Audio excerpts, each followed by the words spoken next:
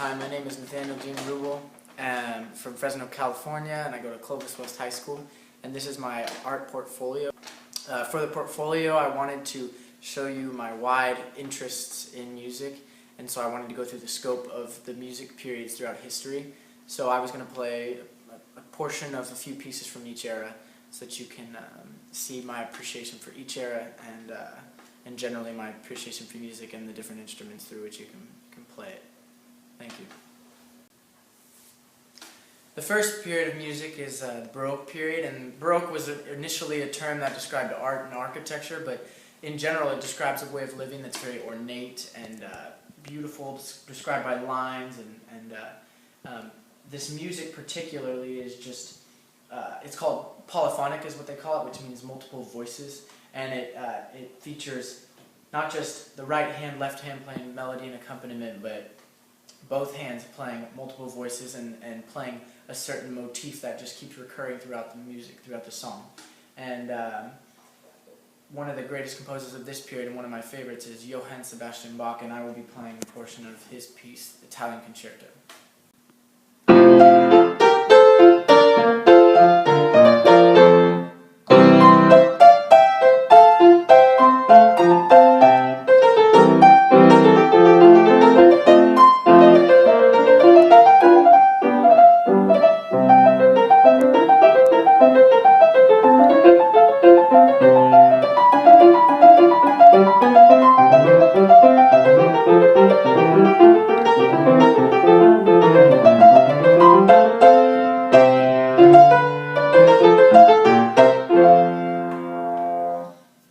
And that is Johann Sebastian Bach, Italian Concerto, first movement, but if you were to listen 5 more minutes, I would be done with that movement.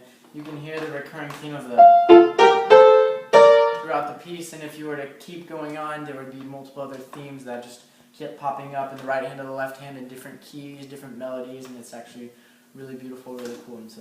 And moving on, we're going to the classical era, which kind of tightened up and made clear the different forms and the different styles that they would be playing throughout the period. And one of the greatest composers of this period is Beethoven, as you have probably heard before. And I will play you a piece by him. Let me see. It is a G major sonata, Opus 79.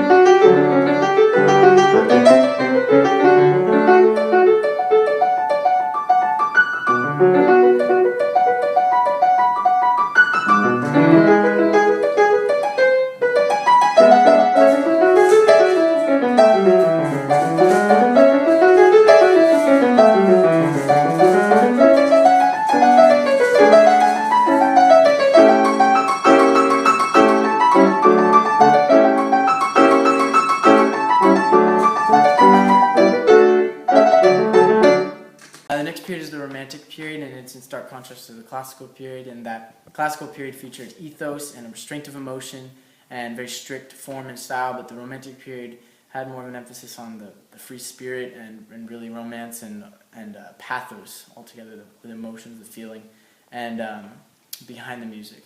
And so I'm going to be playing for you Chopin. He's among many notable artists like Mendelssohn, Schubert, Schumann, Edvard Grieg, Franz Liszt, and this is one of my favorite periods because it has a lot of fun music. And so I'm actually playing a dance for you. It's called Waltz in D-flat major by Frédéric Chopin.